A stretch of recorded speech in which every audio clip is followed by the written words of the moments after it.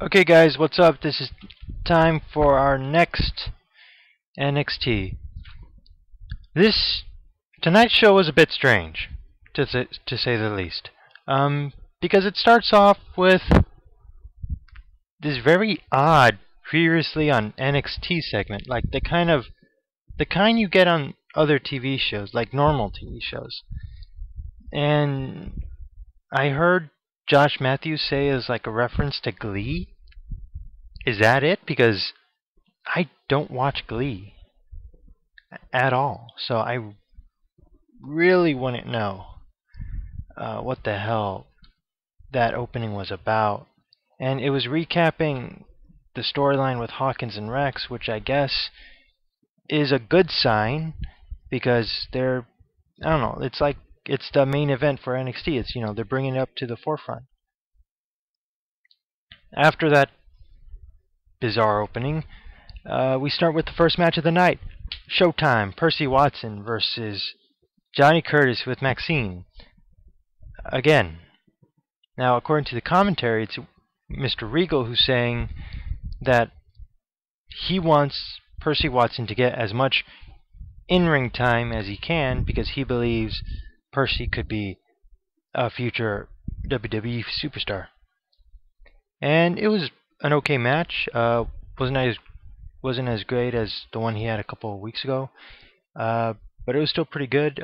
Percy wins with the Showtime Splash and the Persecution, and Maxine was on commentary. And I guess if I had to fault anything about the match, it was the commentary. It was a bit distracting because they kept getting off topic. I know it's WWE, and I should be used to that by now, but it still gets me. Also, same thing that happened in London happened in Florida a couple of weeks ago, right after WrestleMania. When Percy Watson's theme hit, dead silence in the arena. No one cared. But then, as he wrestled, the people started to get behind Watson. And that keeps happening, and I think it's pretty cool. After that, William Regal tells Johnny Curtis to come up to commentary, because Maxine has a match next up against Caitlyn. And as Caitlyn comes in, Bateman decides to go on commentary. And it was Maxine versus Caitlyn, and surprise, it was not a 5-second match. It wasn't even a 30-second match. This match actually took a couple minutes.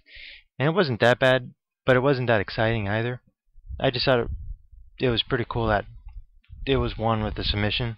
Maxine wins with the sleeper hold.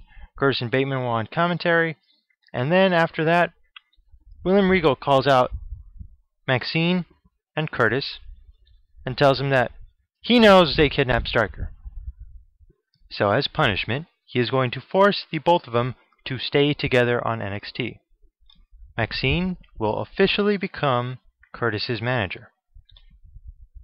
And Curtis asks, well, what if I don't sign it? What if I don't want this to go down?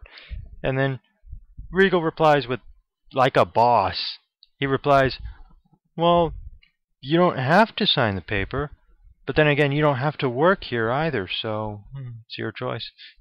Sweetness. After that, he handcuffs them together. You dastardly you. Awesome.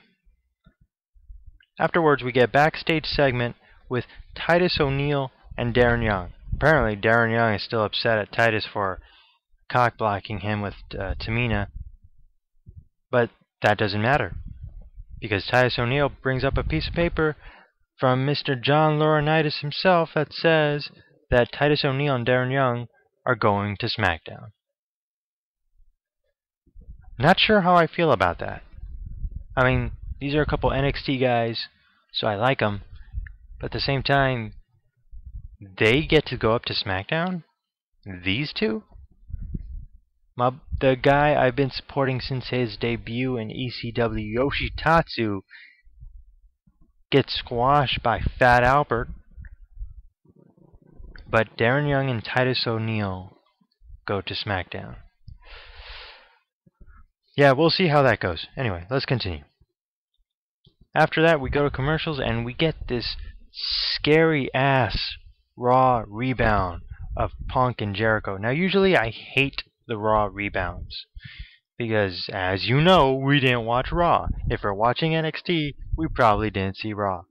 But damn, this one was badass because it starts off with one of those fake public service announcement pictures.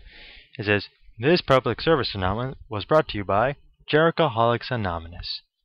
And then after seeing Chris Jericho's little picture and, you know, da da da da da da da da da da, bam, cut straight to Jericho smashing the bottle on Punk's head. Ah! And it was like, bam! Fucking threw me off. It's scary as hell. It was badass too. It was freaking awesome. The only Raw rebound I actually kind of enjoyed watching, because it really amplified the Jericho Punk thing. Like, it's not just, hey, I'm making fun of you for being straight. It's just, I'm taking away everything you believe in. That's the angle that Jericho is starting to play up with Punk's straight edgeness. After that, we come back to a backstage segment with Hawkins and Rex, and they are panicking. They do not like the fact that they don't know where Stryker is, and Regal might actually put 2 and 2 together. And they would panic some more, except that that's when Maxine and Curtis come in, and since they're still handcuffed together, well, they just sort of laugh at them, seeing as how they're struggling to do anything. That's when the rest of the NXT crew comes by. Percy Watson comes in and just enjoys what Regal did to both of them. After that, Derek Bateman comes in and makes a little quip, saying, "Till death do you guys part?" And then Caitlyn comes in. Even though she just lost the match, she decides to rub Maxine's face in it and say, "I thought you were used to these by now." These referring to the handcuffs. And it was just funny. One tries to go one way. It was comical. They go back to commercials. They come back, and Hawkins and Rex come into the ring, debuting matching pink and black tights. Now, I'm sure anywhere else, pink tights would be pretty stupid looking. And if you were a dude and you were wearing pink tights, everyone would probably laugh at you. Not in WWE. No. Why? Because of the Hart family. That's why. Anyway, they get on the mic and they try to save themselves. They try to talk their way out of this situation. But that's when Matt Stryker comes in and says, "You know what? Okay, I'm not 6'3" or whatever. I'm not 300 pounds, but I still made it to this level. So I'm gonna beat the crap out of both of you." Stryker does not. Instead, Regal comes in and says, "I have a much better idea. Here's what I'll do. I will put a match, Kurt Hawkins versus Tyler Rex. The loser gets fired." Then the match starts with Matt Stryker as a special guest referee, and it was a good match. I enjoyed it because when you get two of my favorite wrestlers I like, up against each other, the only person who wins is me, because I get a good match. And that's what this was, a good match.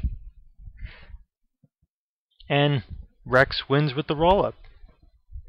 And everyone in the London crowd starts saying, "Na na na na, hey hey hey, goodbye." And Rex goes to shake Regal's hand, and that's when Regal says, "You know what? I changed my mind. You're fired too, bitch." Like a fucking boss, sir. Rex starts to freak out. Regal and Stryker just sort of smile at what they've accomplished, and NXT goes off the air. And I know I might sound a bit chipper, I'm not sure. But the truth is, I am just so upset. I am so pissed that my boys, Hawkins and Rex, are fired that it just came full circle.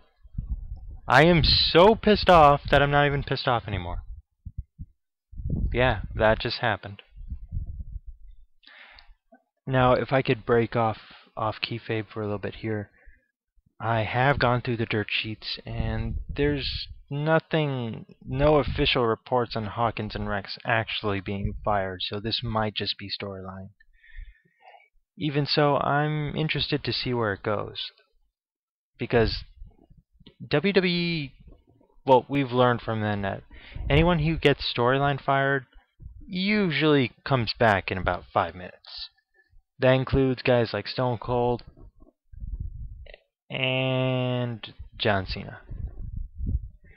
So yeah, I pray to whichever god you might pray to that Hawkins and Rex come back next week and decide to tear NXT a new asshole. 'Cause that would be interesting. Hashtag you should be watching.